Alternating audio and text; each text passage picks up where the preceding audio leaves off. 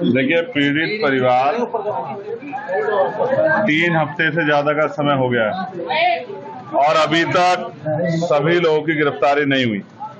मेरी पीड़ित परिवार से बात हुई, उनकी एक ही मांग है कि इस पूरी घटना को अंजाम देने वाले जो मुख्य लोग हैं, जिन्होंने इसका संरक्षण किया, जिनकी जानकारी में सब हुआ, जिन्होंने आरोपियों को बल दिया इतनी बड़ी घटना को अंजाम देने का, उनकी गिरफ्तारी होनी चाहिए और उन पर सख्त से सख्त कार्रवाई होनी चाहिए।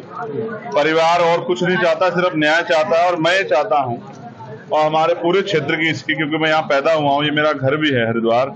हमारी ये मांग है कि किसी भी कीमत पे बहन बेटियों के साथ जुल्म ज्यादती बर्दाश्त नहीं की जाएगी और ऐसा अपराध करने वाले, उनको सह देने वाले हर व्यक्ति पे, चाहे वो सत्ता का व्यक्ति हो, चाहे वो विपक्ष का हो, कोई भी हो, कितने बड़े ताकतवर हो, उसको बचाने का प्रयास शासन और प्रशासन ना करे।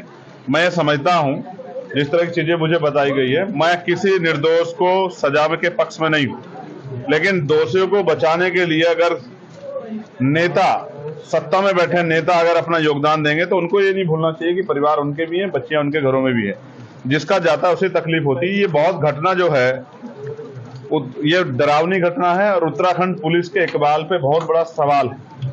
यहाँ के एसएसपी, मैं उनसे पहले से परिचित हूँ, जब हम यहाँ काम करते थे तो वो यहाँ के एसपी सिटी थे देहात, और अब वो यहाँ एसएसपी बन के जिले को चला रहे हैं। मुझे उनके ऊपर भरोसा है कि उनके नेतृत्व में कठोर कार्रवाई होगी और कोई दोषी नहीं बचेगा। अभी मेरी उनसे बात हुई है, उन्होंने एक बिटिया जो इस घटना में जिनको इन्वॉल्व किया गया है, जिन पे शक है, जिनका इस पूरी घटना जोड़ा गया है, उनके लिए कहा है कि वो बिटिया है, हम चाहते हैं इसमें जांच है। मैं उस पर सहमत हूँ।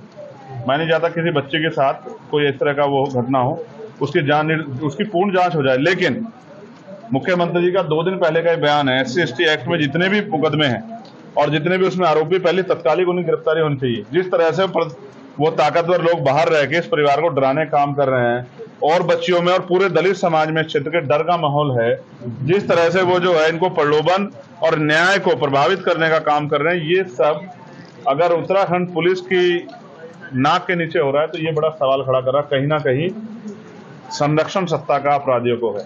मैं मुख्यमंत्री से मांग करता हूं, मैं यहाँ के सीनियर अधिकारियों से मांग करता हूं कि अपनी जिम्मेदारी का निर्वहन करें। मुझे आशा थी कि उत्तराखंड के मुख्यमंत्री अभी यहाँ मंगलौर में चुनाव था, यहाँ आए थे, मुझे आशा थी कि वो यहाँ आके इस परिवार का दुख बांटेंगे। लेकिन जैसा मैंने कहा, जाति कभी नहीं जाती, क्योंकि ये बच्ची दलित समाज की है। शायद उनको इनके परिवार के पास आने का समय नहीं मिला।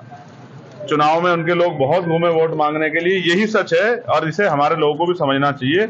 जब तक वो अपने दलों से जुड़ के अपनी ताकत नहीं बनाएंगे, तब तक ये जुल्म उन पे होते रहेंगे। मैं विश्वास दिलाता हूं कि इस घटना को हम प्रथम और आखिरी घटना समझ के इस पर मजबूत लड़ाई लड़ेंगे और आने वाले 3-4 दिन के बाद ही अगर कार्रवाई नहीं हुई तो एक बहुत बड़ा आंदोलन जिलाधिकारी कार्यालय पर होगा। उसके लिए हम लोग अपनी भूमिका अपनी लीडरशिप से बात करके बना दें। हम ये चाहते हैं, हम किसी भी तरह का कोई आंदोलन नहीं करेंगे अगर पुलिस अपनी कार्रवाई को जिम्मेदार से करेगी, आरोपियों को बचाने काम नहीं करेगी। मैं यहाँ पिछले आधे घंटे से बैठा हूँ और अधिकारी यहाँ नहीं आ पा रहे हैं। इसका मतलब कहीं ना कहीं उनको पता है कि जब सवाल जवाब पूछे जाएंगे तो वो जवाब नहीं दे पाएंगे। जिन अधिकारियों की जिम्मेदारी, वो यहाँ से गायब क्यों है? वो इसलिए गायब है क्योंकि उनको पता है कि वो अपनी ड्यूटी से धोखा कर रहे हैं, अपने कर्तव्य धोखा कर रहे हैं, इसलिए वो यहाँ से गायब है। इसलिए ये सवाल भी मैं छोड़ता हूँ कि वो ऐसे अधिकारियों को क्या कुर्सी पे बने रहने का अधिकार है, जिन अधिकारियों के नेतृत्व में इतनी बड़ी बड़ी घटनाएं हो रही हैं, जिस SHO, जिस CO के नेतृत्व में इतनी बड़ी बड़ी घटनाएं हो रही है और आरोपी खुलेआम घूम रहे हैं, उसको कैसे चार्ज दिया गया ऐसे लोगों को? तो ये बात इस बात को स्पष्ट करती है कि कहीं ना कोई दबाव है। इस दबाव के कारण किसी बेटी को न्याय न मिले, ऐसा देवभूमि में नहीं होना चाहिए, ऐसा मेरा विश्वास।